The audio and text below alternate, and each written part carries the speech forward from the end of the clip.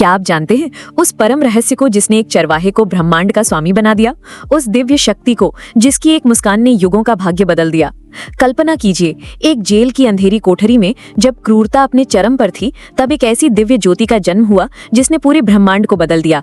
ये सिर्फ एक कहानी नहीं, यह है हर युग के सबसे बड़े रहस्य का अनावरण। आज हम उस परम पुरुष भगवान विष्णु के 8वें अवतार लीलाधर श्री कृष्ण की अविश्वसनीय यात्रा पर निकलेंगे, उनके जन्म से लेकर कुरुक्षेत्र के युद्ध तक और गीता के अमर उपदेशों तक। हिंदू धर्म के विशाल सागर में श्री कृष्ण एक ऐसे अद्वितीय मोती हैं जो हर युग में चमकते रहे हैं। वे एक नटखट बाल गोपाल हैं जिनकी माखन चोरी की लीलाएं आज भी हर घर में गूंजती हैं। वे प्रेम के प्रतीक हैं जिनकी बांसुरी की धुन पर हर आत्मा मंत्र मुग्ध हो जाती है। और वे एक ऐसे रणनीतिकार हैं जिन्होंने धर्म की रक्षा के लिए हर असंभव को संभव कर दिखाया। कंस के अत्याचारों से त्रस्त धरती पर जब अधर्म का बोलबाला था, तब मथुरा की जेल में देवकी और वासुदेव के 8वें पुत्र के रूप में उनका जन्म हुआ।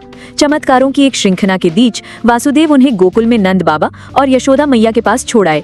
गोकुल और वृंदावन में उनकी बाल लीलाएं अद्भुत थीं, चाहे वो पूतना का वध हो, कालिया नाग का मर्दन हो या इंद्र के प्रकोप से गोवर्धन पर्वत को अपनी उंगली पर उठाना हो। हर लीला में उनका दिव्य स्वरूप और भक्तों के प्रति उनका प्रेम झलकता है। ये लीलाएं हमें सिखाती हैं कि ईश्वर सिर्फ दूर नहीं बल्कि हमारे बीच मौजूद हैं। लेकिन कृष्ण केवल ग्वाले बनकर नहीं रहे। वृंदावन की गलियों से निकलकर वे मथुरा के राजकुमार, एक कुशल राजनीतिज्ञ और दूरदर्शी सम्राट के रूप में उभरे। मथुरा में कंस का वध कर उन्होंने धर्म की स्थापना की और बाद में द्वारिका नगरी की स्थापना कर अपने लोगों को सुरक्षित किया। महाभारत के युद्ध में उनकी भूमिका अविस्मरणीय है। वे पांडवों के सारथी बने, लेकिन सिर्फ सारथी नहीं, वे युद्ध के सूत्रधार थे। जब अर्जुन ने अपनों के सामने हथियार डाल दिए, तब कुरुक्षेत्र का वो मैदान एक पाठशाला बन गया। कृष्ण ने अर्जुन को भगवत गीता का अमर ज्ञान दिया। उन्होंने कर्म योग, ज्ञान योग और भक्ति योग का समन्वय समझाया। उन्होंने बताया कि हमें फल की चिंता किए बिना अपना कर्म करना चाहिए, क्योंकि आत्मा अमर है। उन्होंने अपने विराट रूप का दर्शन कराकर अर्जुन को ये विश्वास दिलाया कि वे स्वयं परम ब्रह्म है और ये युद्ध धर्म की स्थापना के लिए आवश्यक है।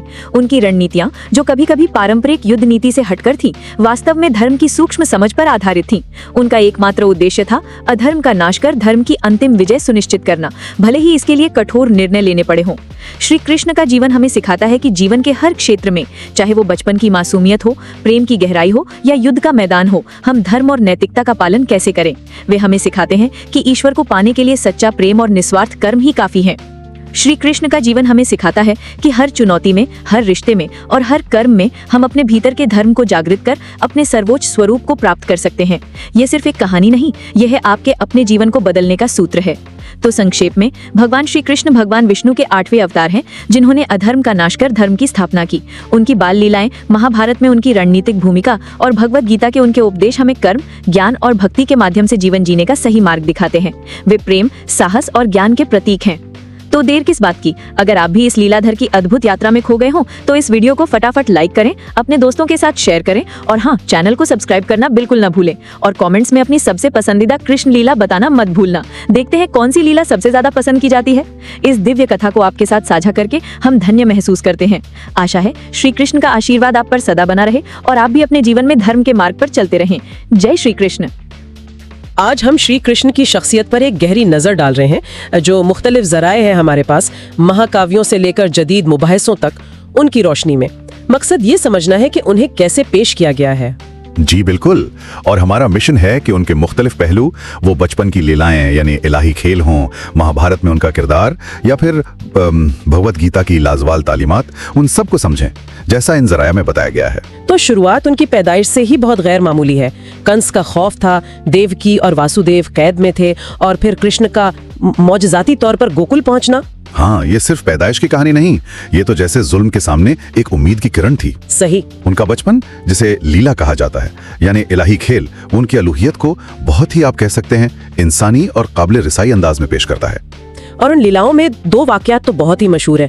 एक तो वो गोवर्धन पहाड़ वाला किस्सा, जी, जब अंदर देवता के गजब से बचाने के लिए उन्होंने पूरा पहाड़ अपने छोटी उंगली पर उठा लिया। बिल्कुल, ये वाकया उन्हें एक मुहाफिज, एक प्रोटेक्टर के तौर पर दिखाता है। और दूसरी अहम लीला वो कालिया नाग वाली है। हाँ, जहरीला सांप जिसने यमुना को आलूदा कर दिया था। जी, इन लीलाओं का मकसद सिर्फ मौजज़े दिखाना नहीं है, बल्कि उलूही ताकत को इस तरह पेश करना है कि लोग अकीदतमंद एक जाती ताल्लुक महसूस कर सकें। अच्छा, जैसे वो वात्सल्य भाव या सखी भाव। बिल्कुल, यानी वालदेन जैसी मोहब्बत या दोस्ताना लगाव, और ये उनके आइंदा के किरदारों की तरफ भी इशारा करती हैं। और उनकी जो मशहूर तस्वीरें हैं, बाल कृष्णा मक्खन चुराते हुए, बांसुरी बजाते हुए, वो इसी दौर की हैं। जी हाँ, लेकिन जराया उन्हें सिर्फ एक इलाही बच्चे के तौर पर नहीं दिखाते, वो एक बहुत अमली, दूर अंदेश रहनुमा भी नजर आते हैं। अमली कैसे? मिसाल के तौर पर जब मथुरा पर जरासंध के हमले बढ़े तो उन्होंने सिर्फ भागने पर इक्तफा नहीं किया। अच्छा, नहीं, उन्होंने पूरे यादव कबीले को महफूज मगरबी साहिल पर मुंतकिल किया और वहां द्वारका जैसा एक मजबूत किलाबंद शहर बसाया। ये जबरदस्त सियासी और फौजी हिकमत अमली थी। वाह, तो ये सिर्फ पनागाह नहीं थी, बल्कि एक बिल्कुल नई महफूज रियासत की बुनियाद रखी। बिल्कुल, मंसूबा बंदी थी। इसी तरह पांडवों से उनका इत्तेहाद, वो भी कीली ही है। द्रौपदी के स्वयंवर वाला वाकया? जी, जब उन्होंने भेस बदले अर्जुन को पहचाना, उसकी हिमायत की, उससे एक बहुत मजबूत रिश्ता बना, और फिर अपनी बहन सुभद्रा की अर्जुन से शादी ने उसे और पक्का कर दिया। और फिर आती है महाभारत की जंग। वहाँ तो उनका किरदार बिल्कुल मरकजी है। जंग से पहले वो अमन की कोशिश भी करते हैं। हाँ, वो कौरवों के दरबार में जाना और सिर्फ 5 गांव मांगना। जी, ताकि जंग टल जाए। और उस कोशिश का नाकाम होना भी बहुत अहम था। दुर्योधन का इनकार, उसने अखलाकी तौर पर कौरवों को कमजोर कर दिया। सही कहा। फिर जंग में खुद ना लड़ने का फैसला, लेकिन अर्जुन के सारथी यानी रथबान बनना, ये भी एक गहरी हिकमत अमली थी। इन्हीं और रूहानी तौर पर संभाल रहे थे। अपनी फौज के बजाय खुद को पेश करना एक बड़ा कदम था। और जंगी हिकमत अमलियों का क्या? जराये में आता है कि कुछ मुतनाज़ फैसले भी थे। जी, जहां तक जंगी हिकमत अमलियों का ताल्लुक है, जराये बताते हैं कि उन्होंने बाज औकात ऐसे तरीके इस्तेमाल किए जो मुतनाज़ा समझे जा सकते हैं, जैसे भीष्म, द्रोण या कर्ण की शिकस्त में उनका किरदार। तो जराये इसकी क्या वजाहत पेश करते हैं? जराये के मुताबिक ये इकदामात बड़े धर्म यानी अजीमतर नेकी के क़याम के लिए जरूरी थे। और देखें, यहाँ ये साफ कर दूं कि हम सिर्फ वही बता रहे हैं जो जराये में है, उनकी तशरीहात। जी, कोई जाती राय शामिल नहीं कर रहे। बिल्कुल नहीं। और फिर आता है उनका सबसे लाजवाल किरदार, एक उस्ताद का, भगवत गीता। जंग के मैदान में फलसफा, ये तो कमाल है। यकीनन, जब अर्जुन हिम्मत हार बैठा, अपने ही रिश्तेदारों के खिलाफ लड़ने के ख्याल से परेशान हो गया। हाँ, वो तो बहुत बड़ा मखमसा था। बिल्कुल, तो कृष्णा ने उसे जिंदगी, फर्ज और हकीकत के बारे में वो तालीमात दी जो आज भी मुतल्लिका हैं। जैसे धर्म? जी, धर्म यानी गैर जानिबदारी से अपना फर्ज निभाना, कर्मा योग यानी फल की ख्वाहिश के बगैर अमल करना, जिसे निष्काम कर्म कहते हैं। यानी अपने काम पर तवज्जो दो, नतीजे की फिक्र ना करो। बिल्कुल। फिर भक्ति योग, मोहब्बत भरी अकीदत का रास्ता, और ला ताल्लुक की यानी नताइज से, जिंदगी की आर्जी चीजों से बेनियाज रहना। ये तो सिर्फ रूहानी तालीमात नहीं लगती, आजकल की जिंदगी में भी फैसले करने में, काम पर ध्यान देने में और जहनी सुकून के लिए ये उसूल कारआमद हो सकते हैं। यकीनन, ये जाती तरक्की और इखलाकी रहनुमाई का एक मुकम्मल निजाम पेश करती हैं। तो हमने देखा कि श्री कृष्णा की शख्सियत में कितने रंग हैं। वो इलाही बच्चा, मुहाफिज, माहिर हिकमत अमली, मुदब्बिर रहनुमा और गहरे फलसफी उस्ताद भी। और उनका असर आज भी हर तरफ है। द्वारकाधीश और बांके बिहारी जैसे मंदिर हैं, कत्थक और उडेसी जैसे रक्स हैं जिनमें उनकी कहानियां हैं। जन्माष्टमी और होली के त्योहार हैं, और ISK UN जैसी आलमी तंजीमें उनकी तालीमात फैला रही हैं। इन तमाम पहलुओं को देखते हुए एक सवाल जहन में आता है। जी, बल्कि आप ही बताइए। वो ये कि कृष्णा के जो पेचीदा अमाल थे, उनकी जंगी हिकमत अमली और फिर भगवत गीता की तालीमात, उन सब की रोशनी में आज की जो पेचीदा दुनिया है, उसमें जब कोई फर्द मुश्किल अखलाकी दौराहे पर खड़ा हो, तो उसके लिए धर्म का हकीकी तकाजा क्या हो सकता है? ये वाकई एक गहरा सवाल है। जी, ये एक ऐसा नुक्ता है जो मजीद गौर व फिक्र की दावत देता है। सत श्री अकाल। आज आप एक बहुत ही खास शख्सियत की गल कर रहे हैं, भगवान कृष्ण। साडे कोल देखो बहुत सारे स्रोत ने, ग्रंथ, लेख, वक्को वखरे वेरवे। हाँ जी। ते आज आप कोशिश करांगे कि उन्हां दे जीवन, उन्हां दे फलसफे ते उन्हां दी विरासत दे मतलब मुख पहलुआं नूं समझीए। बिल्कुल, कृष्ण जी सचमुच हिंदू परंपरा विच एक बहुत ही केंद्री ते नाले गुंजलदार हस्ती ने। हाँ, ज्यादातर लोग तां विष्णु दा 8वां अवतार मनदे ने। हाँ, ये तां आम सुनदे हैं। पर कुछ परंपरावां जिवें गौड़िया वैष्णववाद है, ਉਹ ਉਹਨਾਂ ਨੂੰ स्वयं भगवान ਮੰਨਦੀਆਂ ਨੇ, यानी सर्वोच्च परमात्मा। ਉਹ प्यार, दया, रख्या इन्हां सब दे देवता ने। उन्हां दे जन्म दी कहानी ही मतलब बड़ी अलग है। कंस दा डर सी, माता पिता कैद विच सन, ते फिर वो चमत्कारी जन्म। हाँ, ਉਹ ਭਵਿੱਖਬਾਣੀ ਵਾਲੀ ਗੱਲ ਸੀ ਨਾ ਕਿ ਦੇਵਕੀ ਦਾ 8ਵਾਂ ਪੁੱਤਰ ਕੰਸ ਨੂੰ ਮਾਰੇਗਾ। हाँ। ਇਸੇ ਡਰ ਤੋਂ ਕੰਸ ਨੇ ਦੇਵਕੀ ਤੇ ਵਾਸੁਦੇਵ ਨੂੰ ਕੈਦ ਕਰ ਲਿਆ ਸੀ। गल या फिर कालिया नाग नूं काबू करना, या वो पूरा पहाड़ चुक लेना, गोवर्धन पर्वत। ये सिर्फ बच्चियां वालियां खेडां तां नहीं लगदियां। नहीं, बिल्कुल नहीं।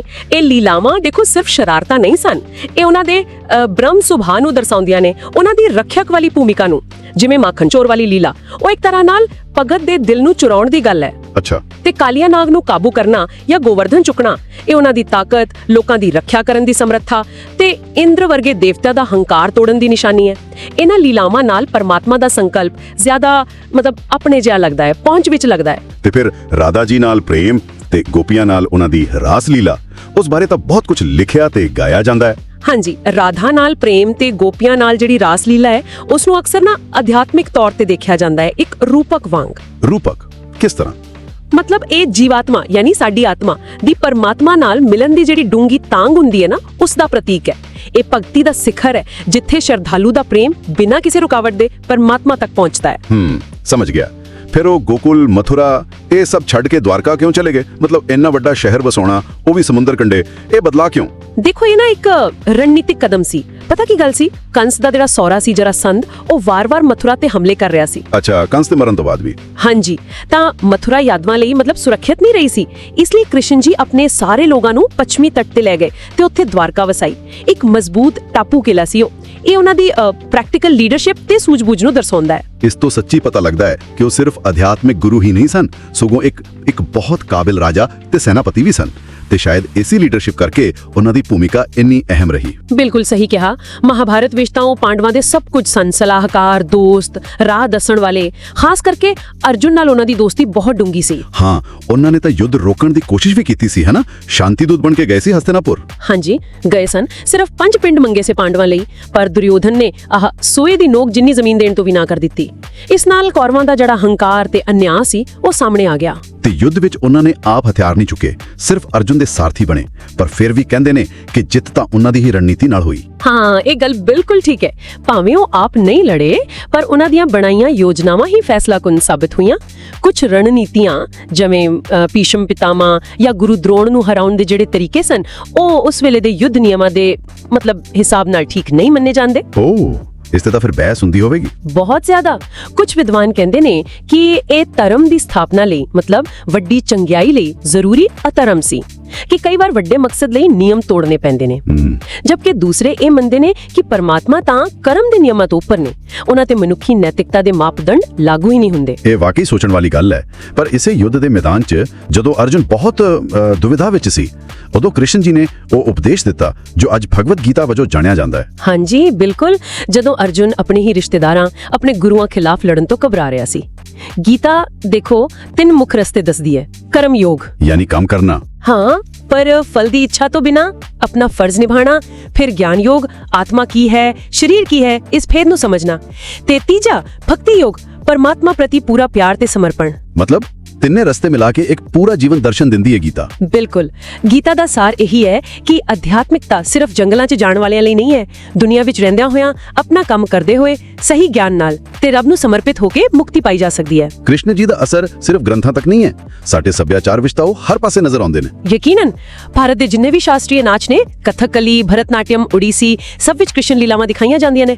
ਮੰਦਰਾਂ ਵਿੱਚ ਉਹ ਪੂਛਵਾਈ ਪੇਂਟਿੰਗਸ ਹੁੰਦੀਆਂ ਨੇ, ਉਹ ਵੀ ਉਹਨਾਂ ਨੂੰ ਸਮਰਪਿਤ ਨੇ। ਤੇ ਤਿਉਹਾਰ ਵੀ ਤਾਂ ਨੇ, ਜਨਮਅਸ਼ਟਮੀ, ਹੋਲੀ। ਹਾਂਜੀ, ਕ੍ਰਿਸ਼ਨ ਜਨਮਅਸ਼ਟਮੀ ਤੇ ਹੋਲੀ ਦਾ ਤਿਉਹਾਰ, ਖਾਸ ਕਰਕੇ ਬ੍ਰਿਜ ਦੀ ਹੋਲੀ, ਪੂਰੀ ਦੁਨੀਆ 'ਚ ਮਸ਼ਹੂਰ ਹੈ। ਤੇ ਉਹਨਾਂ ਦੇ ਜਿਹੜੇ ਚਿੰਨ੍ਹ ਨੇ, ਮੋਰ ਪੰਖ, ਬੰਸਰੀ। ਹਾਂ, ਬੰਸਰੀ ਦਾ ਕੀ ਮਹੱਤਵ ਹੈ? ਬੰਸਰੀ ਯਾਨੀ ਵੇਣੂ ਉਹਨਾਂ ਦੇ ਨਾਲ ਹਮੇਸ਼ਾ ਜੁੜੀ ਹੁੰਦੀ ਹੈ। ਇਸ ਨੂੰ ਬ੍ਰਹਮ ਸੰਗੀਤ ਦਾ ਪ੍ਰਤੀਕ ਮੰਨਿਆ ਜਾਂਦਾ ਹੈ। ਇਹ ਏਕਤਾ ਦਾ ਤੇ ਆਤਮਾ ਦੀ ਪਰਮਾਤਮਾ ਲਈ ਜਿਹੜੀ ਖਿੱਚ ਹੈ, ਉਸ ਦਾ ਪ੍ਰਤੀਕ ਹੈ। ਤਾਂ ਸੱਚਮੁੱਚ ਅਸੀਂ ਦੇਖਿਆ ਕਿ ਕ੍ਰਿਸ਼ਨ ਇੱਕ ਬਹੁਤ ਹੀ ਬਹੁਪੱਖੀ ਸ਼ਖਸੀਅਤ ਨੇ। ਇੱਕ ਸ਼ਰਾਰਤੀ ਬੱਚਾ, ਇੱਕ ਰੋਮਾਂਟਿਕ ਪ੍ਰੇਮੀ, ਇੱਕ ਯੋਧਾ, ਇੱਕ ਚਤੁਰ ਨੀਤੀਵਾਨ, ਇੱਕ ਗਹਿਰਾ ਫਿਲਾਸਫਰ ਤੇ ਨਾਲ ਹੀ ਸਰਵਉੱਚ ਪਰਮਾਤਮਾ ਵੀ। ਹਾਂਜੀ, ਬਿਲਕੁਲ। ਉਹਨਾਂ ਦਾ ਜੀਵਨ ਤੇ ਉਹਨਾਂ ਦੀਆਂ ਸਿੱਖਿਆਵਾਂ ਅੱਜ ਵੀ ਲੱਖਾਂ ਕਰੋੜਾਂ ਲੋਕਾਂ ਲਈ ਪ੍ਰੇਰਣਾ ਦਾ ਸੋਮਾ ਨੇ। ਖਾਸ ਕਰਕੇ ਜਦੋਂ ਅਸੀਂ ਜ਼ਿੰਦਗੀ ਦੀਆਂ ਨੈਤਿਕ ਦੁਵਿਧਾਵਾਂ ਵਿੱਚ ਫਸਦੇ ਹਾਂ, ਜਾਂ ਆਪਣੇ ਫਰਜ਼ ਨੂੰ ਸਮਝਣ ਦੀ ਕੋਸ਼ਿਸ਼ ਕਰਦੇ ਹਾਂ, ਜਾਂ ਫਿਰ ਨਿਰਸਵਾਰਥ ਸੇਵਾ ਜਾਂ ਭਗਤੀ ਦੇ ਰਸਤੇ ਤੇ ਚੱਲਣਾ ਚਾਹੁੰਦੇ ਹਾਂ। ਅਖੀਰ ਵਿੱਚ ਸਰੋਤਿਆਂ ਲਈ ਇੱਕ ਸਵਾਲ ਛੱਡ ਜਾਂਦੇ ਹਾਂ। ਮਹਾਭਾਰਤ ਵਿੱਚ ਕ੍ਰਿਸ਼ਨ ਜੀ ਨੇ ਕੁਝ ਅਜਿਹੀਆਂ ਰਣਨੀਤੀਆਂ ਵਰਤੀਆਂ ਜੋ ਸ਼ਾਇਦ ਉਸ ਵੇਲੇ ਦੇ ਯੁੱਧ ਦੇ ਨਿਯਮਾਂ ਦੇ ਹਿਸਾਬ ਨਾਲ ਸਹੀ ਨਹੀਂ ਸਨ। ਇਹਨਾਂ ਦੀ ਨੈਤਿਕਤਾ ਬਾਰੇ ਕੀ ਸੋਚਿਆ ਜਾ ਸਕਦਾ ਹੈ? ਕਿ ਕਦੇ ਵੱਡੀ ਭਲਾਈ ਲਈ ਜਾਂ ਧਰਮ ਦੀ ਸਥਾਪਨਾ ਲਈ ਨਿਯਮਾਂ ਨੂੰ ਤੋੜਨਾ ਜਾਇਜ਼ ਹੋ ਸਕਦਾ ਹੈ? ਇਸ ਤੇ ਸੋਚ ਵਿਚਾਰ ਕਰਨਾ ਕਾਫੀ ਦਿਲਚਸਪ ਰਹੇਗਾ।